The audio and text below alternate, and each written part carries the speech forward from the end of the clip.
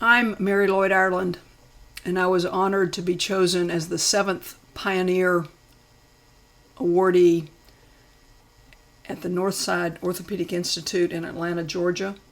Unfortunately, due to COVID-19, this was postponed from March of 2020 when I was going to give this talk, and continuing in our COVID pandemic is still postponed. I think I'm still a pioneer, but I haven't given this talk, so I decided to go ahead and record it. The title of my talk, Pioneer, Why Me? You Can't Take the Grit Out of This Girl. I am so honored to be the 7th recipient.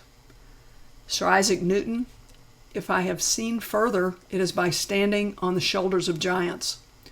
And the previous 6 recipients truly are giants. Dr. James Andrews, Dr. Champ Baker, Dr. Pete Indelicato, Dr. Freddie Fu, Dr. Richard Hawkins, Dr. John Bergfeld. All are pioneers and, in my opinion, grandfathers and our mentors in sports medicine. I was blessed to have these 2 men as mentors. I was a fellow at Boston Children's with Lyle McCaley in 1984 and with Dr. James Andrews, who was then at the Hughston Clinic in 1985. These men have helped directed my career by guiding me in research, dedication to organizations such as the American College of Sports Medicine and the American Orthopaedic Sports Medicine Society, Orthopaedic Research Education Society Foundation.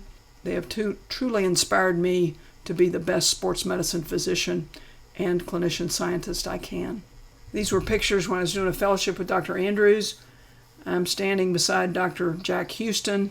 I was the first fellow at the Hughston Clinic along with Chris Kaga, who was Dr. Hughston's fellow. In the upper right, we went to Duke for an AAOS sports medicine dissection of knees and ankles. You can see me there with Dr. Clancy, Dr. Andrews, and Dr. Werner Mueller, who I've gotten to know over the years, and I'm so blessed to know him. Dr. Bergfeld has headed up the ACL study group and has been a big proponent of women in orthopedics, particularly sports medicine. In the middle, he is with Edie Hunter-Griffin at a RJOS event. And there you can see Dr. Bergfeld with Joe Hannafin, who is standing, and Carol Teitz. You can see their OREF ribbons. Also been blessed to get to know Dr. Hawkins, Baker, and Indelicato. My grandmother gave me this dictionary in 1964. I was 10. I always go to the dictionary to look up the definition of what I'm going to speak about. The definition of a pioneer is a person or group that originates or helps open up a new line of thought or activity or a new method or technical development. You can read these other ones, but the one I do like the best is the ecological one, a plant or animal capable of establishing itself in a bare, barren, or open area and initiating an ecologic cycle. I hope that this is what I've been able to do in sports medicine. As a female, there were very few of us in the 80s. As a former athlete, I knew what it was to be a part of the team and to carry your weight or even prepare and do better than your teammates. So that's a pioneer. I hope I fit that bill, and again, I'm honored to have received this award. What is grit? Grit, you can see, is sand or gravel. I think when we think about the pioneer who ecologically is capable of establishing itself in sand or gravel, and also a firmness of mind or spirit, which I feel I've tried to do throughout my career and life. Unyielding courage in the face of hardship or danger, managed to survive by his or her grit and guile. True Grit, 1969. Girls Can Shoot.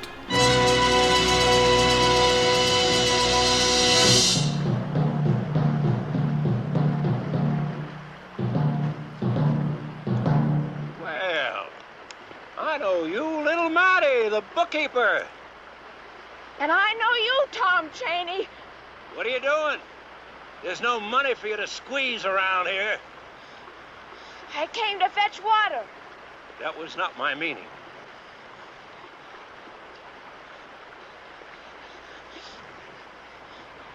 I'm here to take you back to Fort Smith and hang you.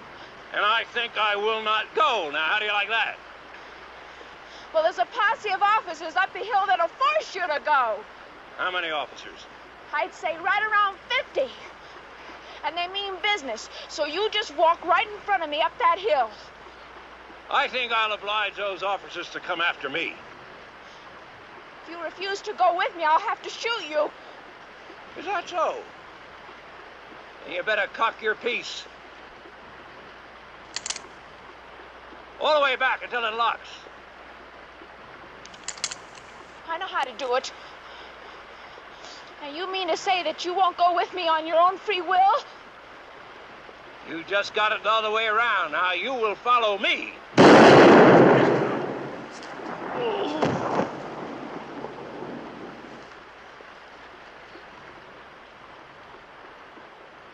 I didn't think you'd do it.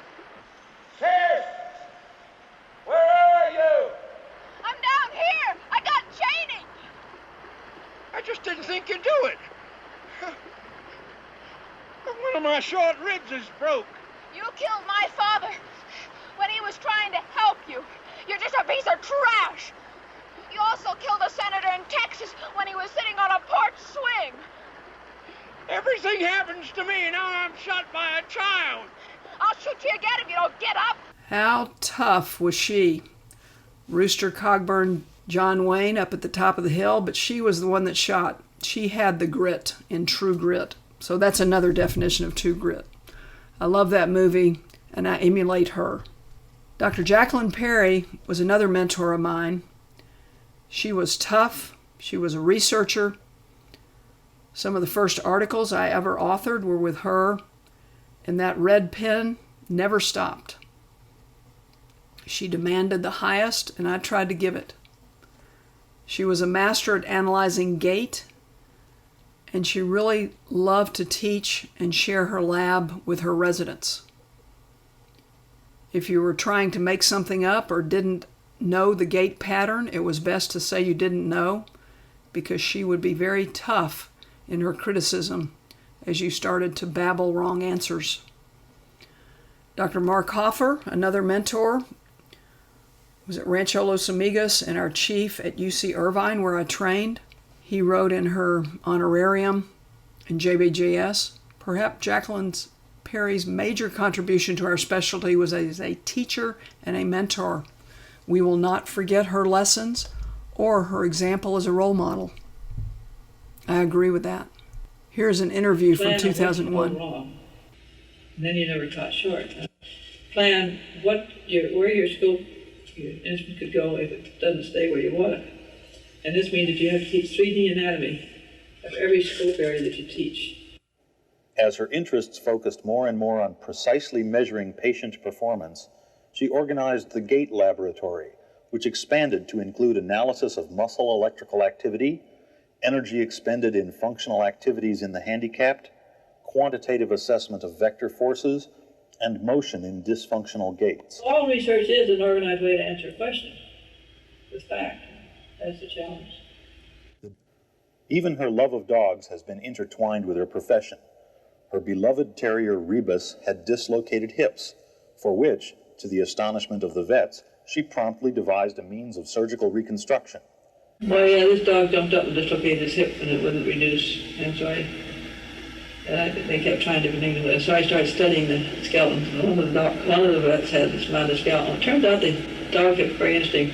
It had a Bankart lesion. The dog had a Bankart lesion because the rim of the acetabulum has a notch with a ligament in it, so they have a spring ligament on the top of their acetabulum, so they jumped.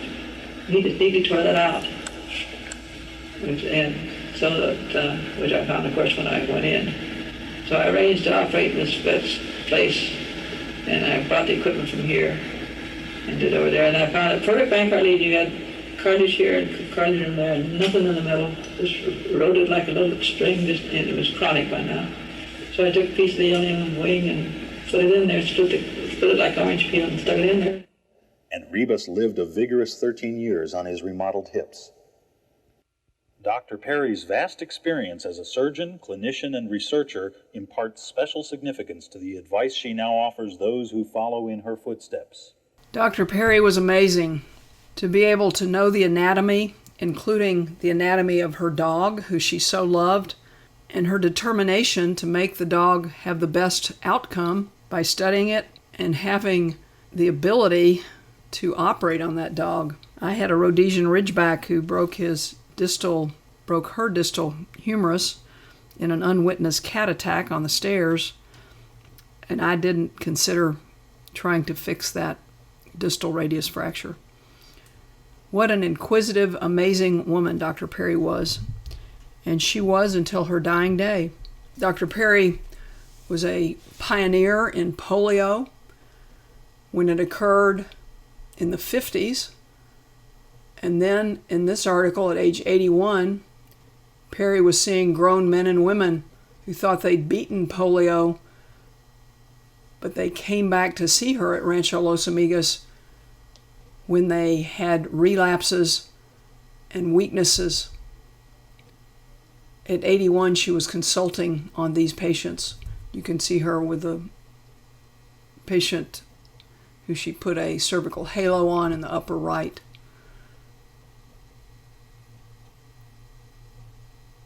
Some of Dr.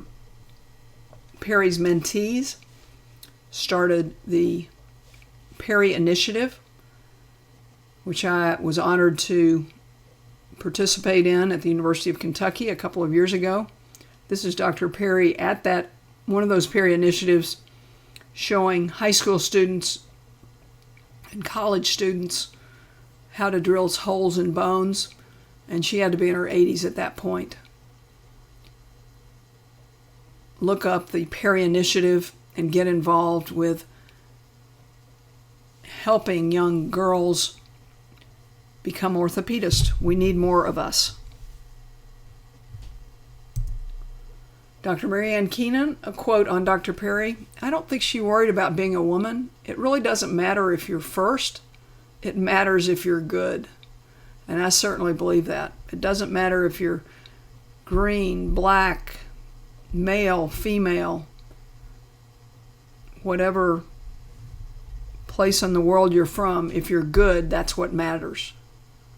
Keep the bar high. Do the right thing for our patients always. Marianne goes on to say, "I think many orthopedic surgeons would think mechanically. She taught me how to think functionally with gait analysis, which is so important after ACL injuries and after knee injuries. Restoration of normal gait is vital to return to sports, running, cutting activities. We need to better assess that in our return to play activities after ACL reconstructions." Dr. Ruth Jackson, for whom the Ruth Jackson Orthopaedic Society is named, in her interview, "Do the best you can for those who need you." She was the first board-certified orthopedic surgeon, and she had quite some stories when Ro Morwissel and I. Dr. Ruth Jackson, orthopedist, author, philanthropist, speaker, and inventor, an inspiration for many, to whom she offers this simple advice. Do the best you can for those who need you. You know that. She was speaking to Ro and me when she said, "You know that," and we do know that, and that's how we practice. Dr. John Feagin, another mentor who I've known throughout the years, at the Olympic Sports Festival in Minneapolis, for which I was the head physician. He was one of our team physicians and helped me cast this hockey athlete who broke his tibia. Many travels with ACL study group, certainly a kind man who was so supportive of women in orthopedics, and particularly of me in the ACL study group and other organizations.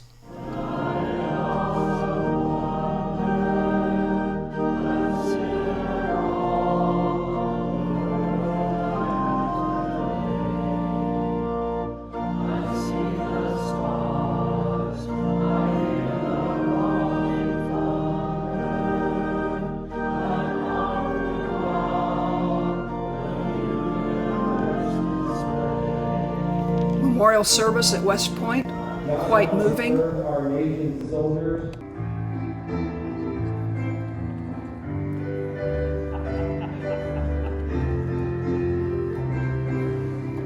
His sister walking out, Dean Taylor gave the eulogy. and only Dr. Feagin would play Take Me Home Country Road as we left the sanctuary. What a great role model for all of us. He influenced so many lives, from the military to all orthopedists, particularly females. I trained at the University of California, Irvine. I was the first female to finish that program, and I really felt like I had many brothers, and we became an orthopedic family. We had 4 residents a year, and we supported each other, and I really didn't feel being female meant I was treated any differently. I did my work, was respected, and I think did very well with my residency. I applied for sports medicine programs and went to Boston with Lyle McCaley, followed by a fellowship at the Hughston Clinic with Dr. James Andrews. At that time, the University of Kentucky's coach, Claiborne, questioned why his players never returned after they had knee surgery. This was a transition in open knee surgery by arthrotomy, which was associated with casting and prolonged rehab, and many football players in particular did not return to play. The transition was to arthroscopy, a better anatomic reconstruction in knees and other joints. And I was fortunate to be on the wave of understanding and learning from Dr. Andrews about arthroscopy in the mid-'80s. When I started my fellowship, I'm not sure Dr. Andrews knew that I was from Lexington, Kentucky, since I'd come from California, followed by Miguel Prieto, who was one of our residents just before me that did a fellowship with Dr. Andrews. This was before any matches. We just went to places and wrote letters and hoped to have a fellowship before accreditation of fellowships. Dr. Andrews, Dr. Bergfeld, and Dr. Noyes were asked to take care of some of the UK athletes because the coaching staff in football was not happy with the athletes' return to play. So Dr. Andrews got the nod to be the UK team physician. I had already planned to go back to Southern California to practice. This all happened right as I was transitioning after my fellowship in August. So I went back to California, practiced for a short period of time, told them I was returning to my home to take care of the University of Kentucky. What a great opportunity. Who would have thought it? My mother worked at the University of Kentucky as the paid volunteer coordinator, and I never in my wildest dreams thought I would return to my hometown. Why? There were no female orthopedists. Dr. Brower, who was the chief of the Division of Orthopedic Surgery, was asked by my mother if he would consider taking a woman in the program, and he said definitely not. So here I am, fresh out of my fellowship. We've displaced the group that has taken care of the University of Kentucky for many, many years, and I'm on my own. I didn't think I had many friends in the community, but there were some, and I appreciate them.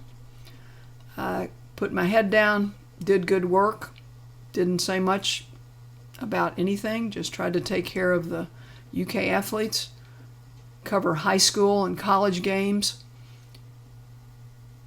and build my practice on high school and happy patients. And it worked very well.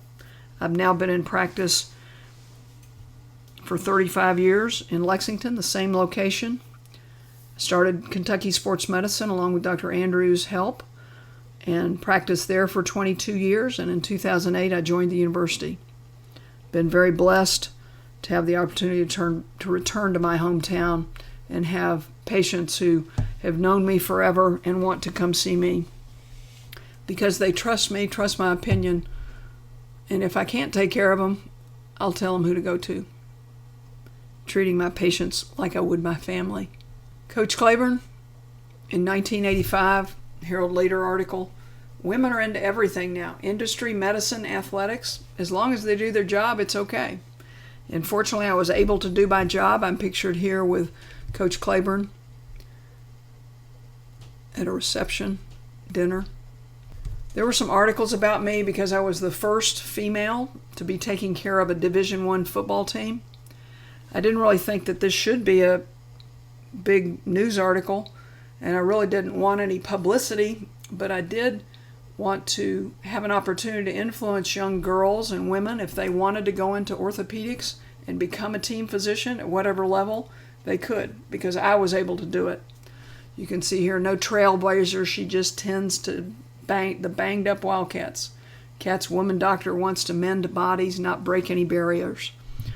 So by doing what I had the opportunity to do, I guess I did break some barriers, but I think this should be open to any qualified person, whatever race or sex. I will say, don't forget your family and friends. We get very involved in taking care of teams, and life is so short. I love to be with my parents, who were happy I came home. Fortunately, they had seats on the 50-yard line at football, so they could see me taking care of the UK Wildcats, and that made them very proud, and that made me very, very happy. But enjoy your friends and your athletic training staff and your family. Don't forget them.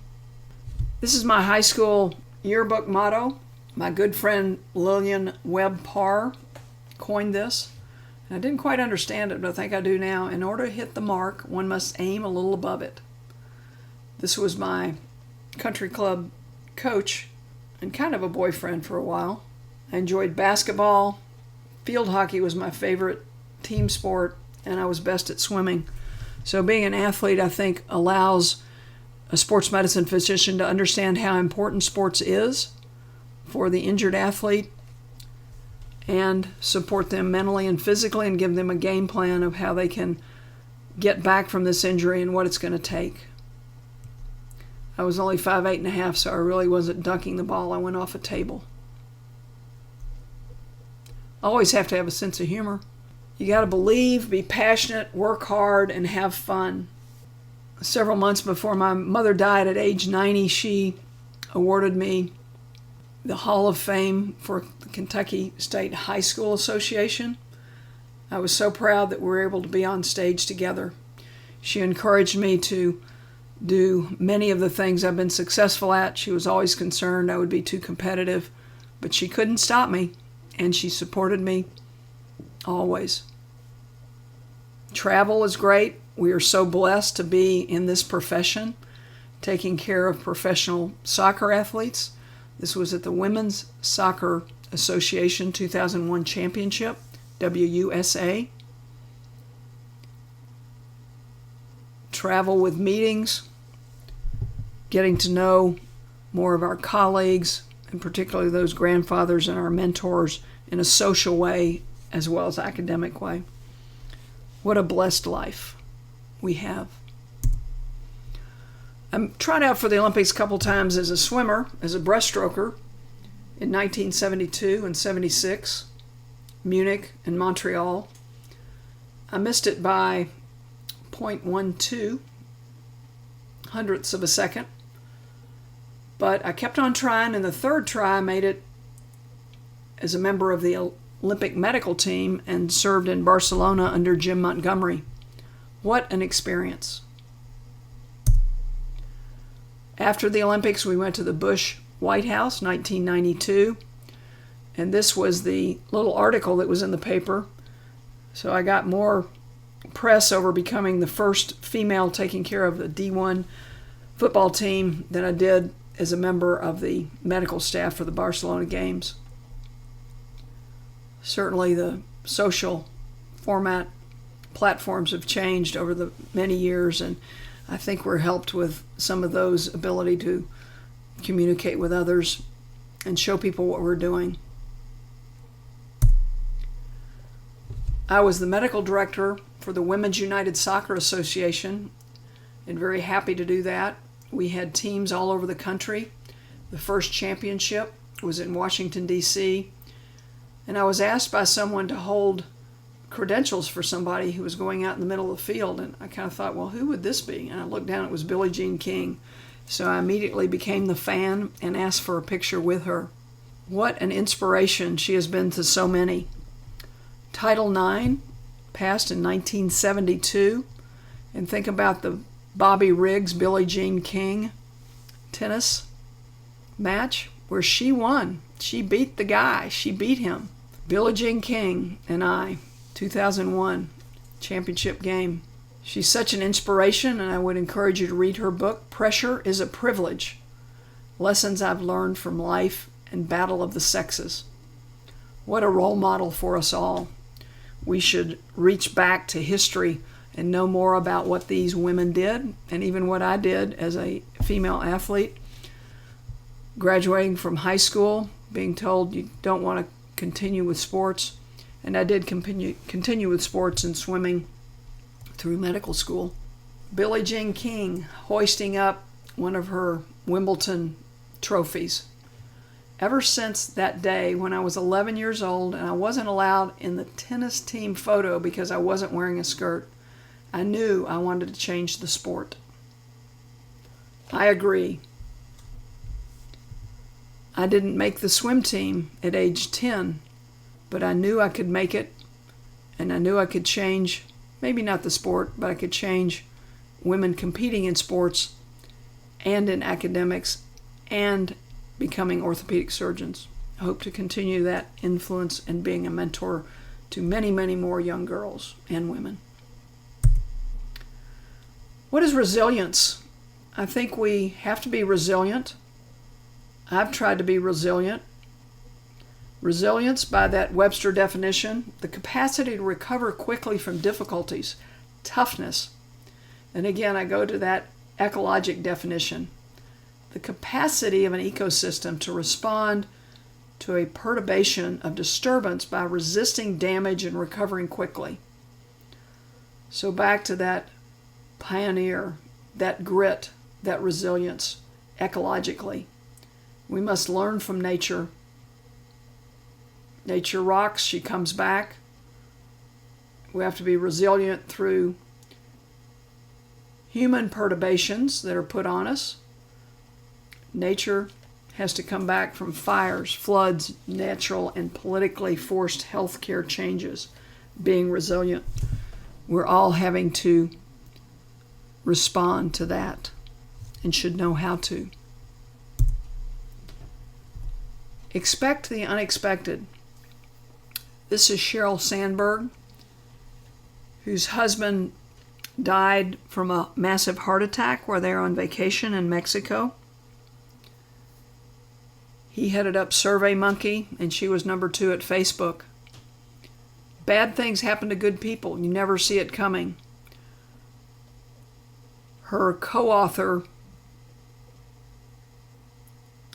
Adam Grant, counseled her on trying to make her feel better. She had 2 young children, and he said, well, your husband could have been driving the car when he had his heart attack, and all 3 of them could be gone. So you never see it coming. This is an inspiring book. Option B, Facing Adversity, Building Resilience, and Finding Joy. I think in medicine, we all need to be resilient and understand more about mindfulness, resilience, grit, and what it is to be a pioneer. Mindfulness, what is that? Quality or state of being conscious or aware of something. It's focusing on one's awareness on the present moment while calmly acknowledging and accepting one's feelings, thoughts, and bodily sensations. We do this with our peers and our patients. We have to listen, be mindful, and listen again before speaking. The Creativity Cure is authored by Carrie Barron, who is a psychiatrist, psychoanalyst, and Alton Barron, who is a board-certified orthopedic surgeon specializing in hand. Do-it-yourself prescription for happiness. You have to take time for yourself to make mental improvements and physical improvements. If this is going for a hike, if this is reading a book, if this is going out for a run, make time to do this.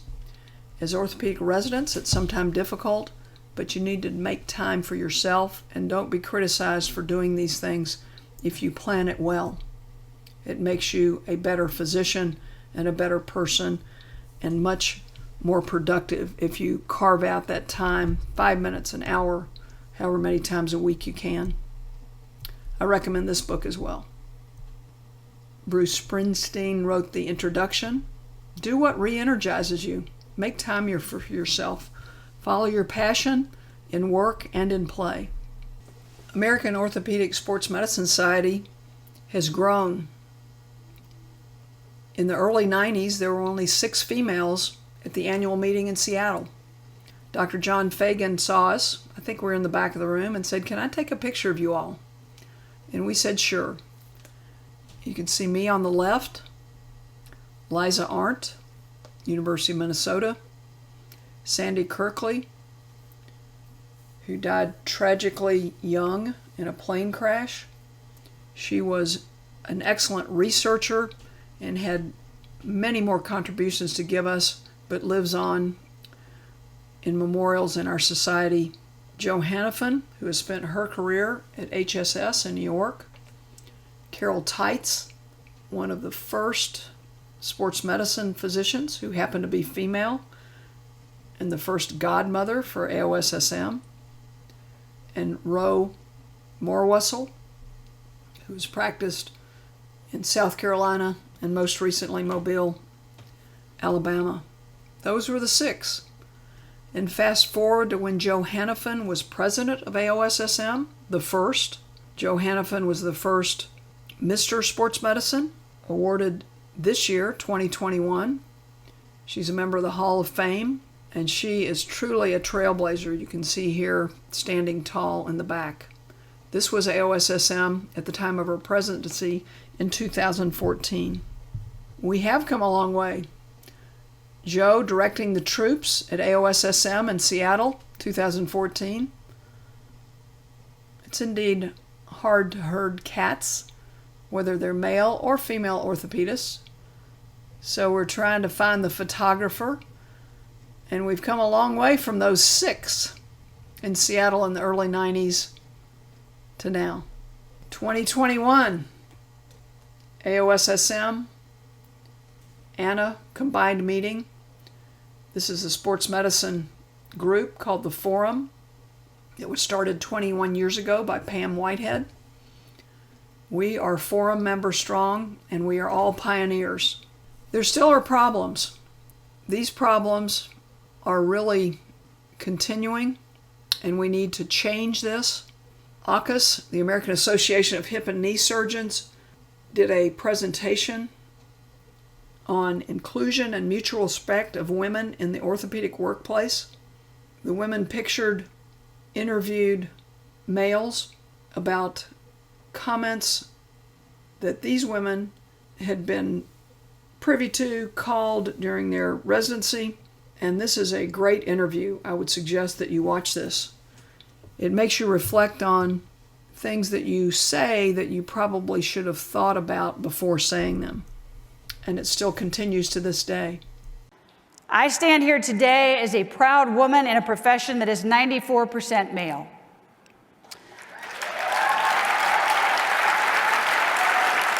I really loved several different subspecialties in medical school, but decided on orthopedics after I was told that women couldn't get into this field. I have never regretted that decision for a minute.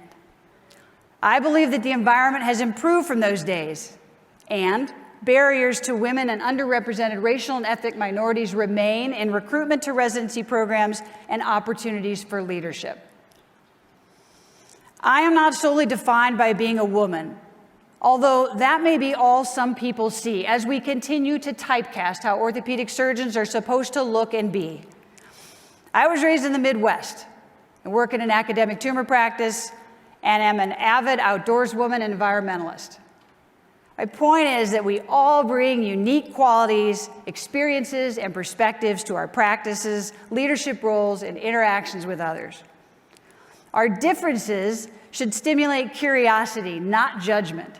I, like others in this audience, am used to being one of the 6%, often the only woman in an orthopedic meeting or on a particular committee. Have any of the men in the room experienced that, even temporarily, other than maybe at a baby shower? Think about being that much of a minority in your work, every day of your career. Those of us in the gender and racial and ethnic minority groups need to work together for change, recognizing that even within less represented groups, there are diverse opinions. Let's support each other's successes and work in a united fashion.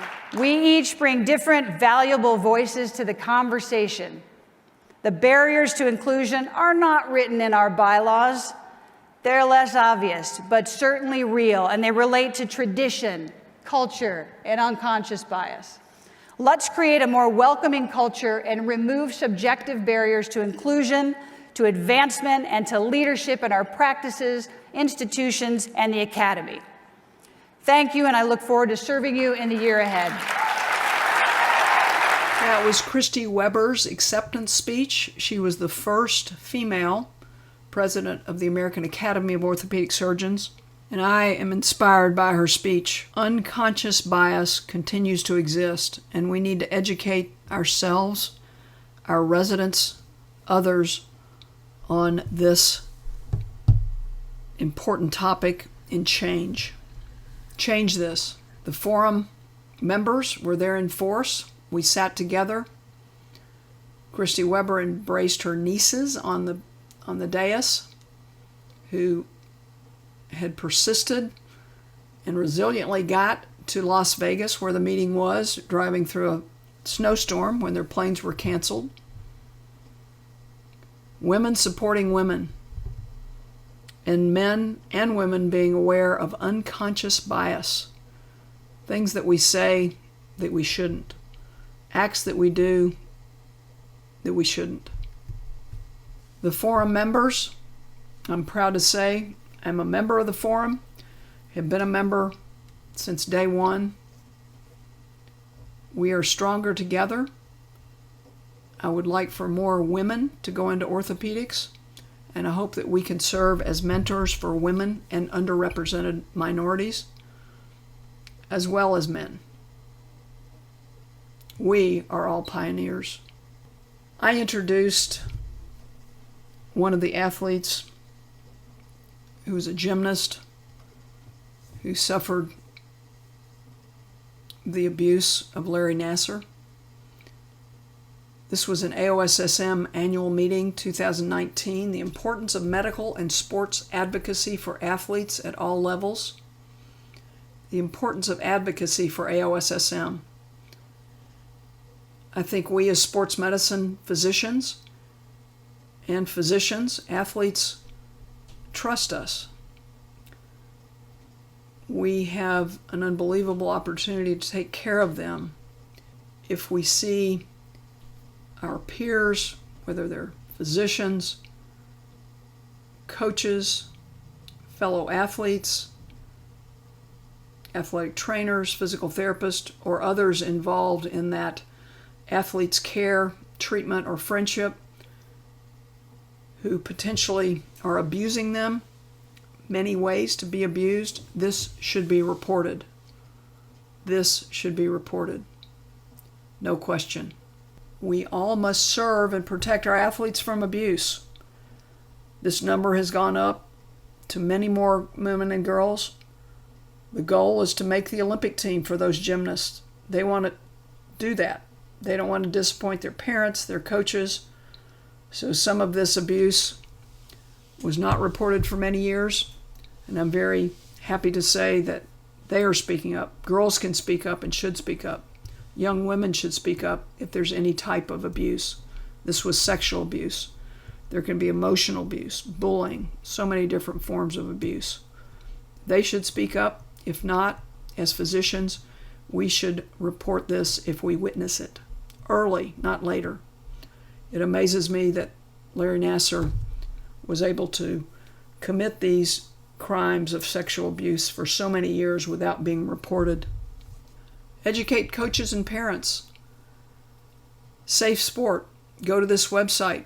Take their courses. Take their tests. This allows you to be a better physician, understand who might be an abuser, although you don't recognize that person, and protects you in the care and treatment of young athletes, both male and female. This is mandated by those taking care of Olympic sports. There are other protection tests that should be taken. This is a EDU Risk Solutions that was mandated for me to do a program of the Active Women's Health Initiative, where we have a Girls Can program. This was watching soccer and having a pumpkin toss, learning how to work out with pumpkins. If you work with young athletes, you must protect them and yourself. Take these tests, become educated. Be more aware of who might be the abuser, and if you suspect, report. If you work with young athletes, you must protect them and yourself. Take this test. I did. EDURiskSolutions.org. If you suspect abuse, suspect someone of abusing the athlete, you must report. You must report. Who to report to should be outlined in your institution, in your residency, in your organization. Talk to someone who you know can follow through. Don't dismiss it. There are sex differences. Children are not little adults. Girls and boys are not alike. It's a good thing. Katie Kay with the BBC was interviewed on CBS Sunday morning. This was her message.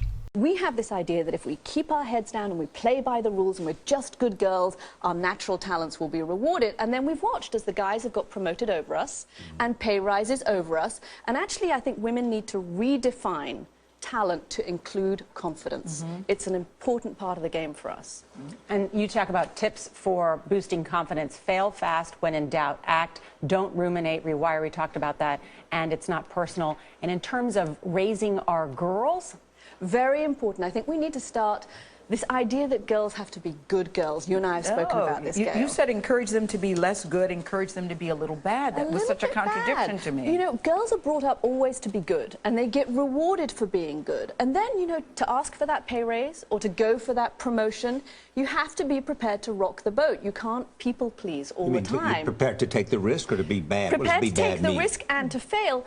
You have to be prepared to stick your neck out a bit, to do things that may not make every single person in the room happy. And I think that's an important lesson for our girls and something that we parents can pass on to them. And maybe we men can learn. Yes, and I have specifically for you, Charlie, a confidence test that I'm we not put up taking on our any tests. website, and I want to know the results later. So it's okay to be a little bad. The Confidence Code. Katie Kay co-authored this. STEM, it doesn't mean flowers. It means science, technology, engineering, mathematics. We have a STEM Academy in Lexington that is now K through 3. It will expand a grade every year. Sally Ride, astronaut, was a promoter of the glories of science education. These magnet science programs began, and there are more and more women, girls involved than previously. These science math students are not nerds, and more are women. Great to see.